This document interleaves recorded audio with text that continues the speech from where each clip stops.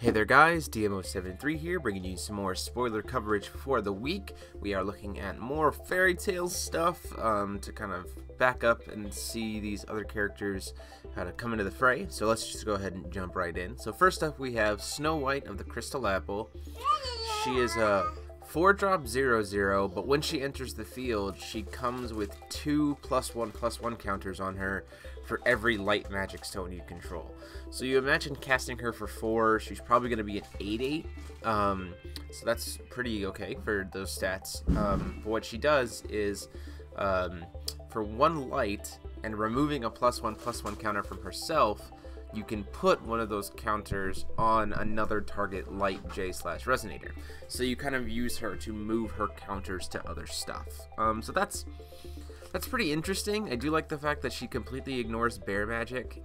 So she's just, in fact, bear magic would make her stronger. So that's pretty interesting because bear magic's a pretty strong card right now.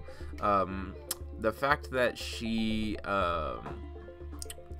kind of works herself to death is kind of interesting. But it's still cool, and I kind of wish that her effect was free, but I totally understand why it isn't.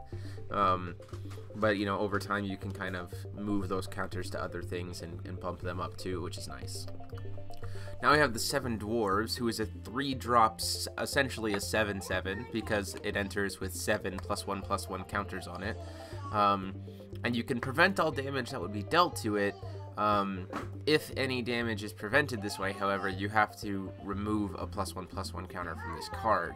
So essentially you kind of sacrifice a dwarf and keep moving forward, which is a little bit dark, but it's also, again, a cool ability, and again, the fact that it completely ignores bear magic is pretty nice.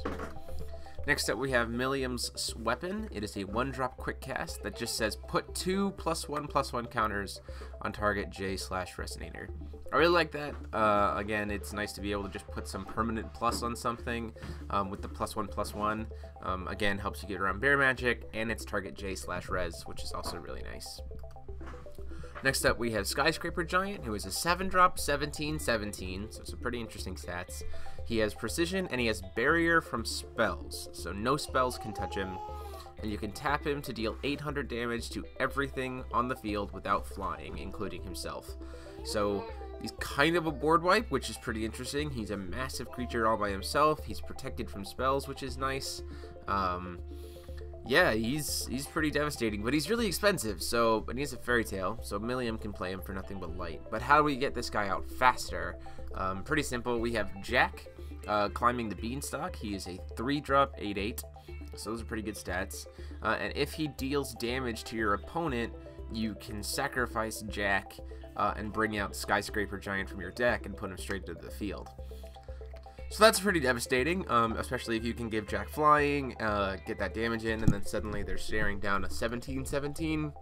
That's pretty devastating.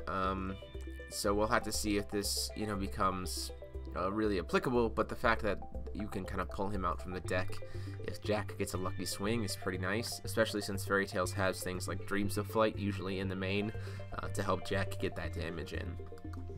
Then we have the last card today is Planting Beans. It is a 1-drop, and you can search your deck for a card and put it into your graveyard, then shuffle your deck. If this card was awakened, though, you can then put that card from your graveyard into your hand. So the awakening cost is 3, so it's essentially a 3-cost chant to search for any card, which isn't amazing, but if you're thinking about playing a Reanimator deck, this card is great. You can just, from anywhere in your deck, you pay a green, and your Reanimate target is then in the graveyard. So, pretty solid stuff. Definitely looking forward to seeing what kind of techniques come out of that. So there you have it, guys. That is the spoiler coverage for today. Let me know what you guys think about these cards in the comment section down below. Go ahead and like and subscribe as always. And until next time, this is DMO73 signing off.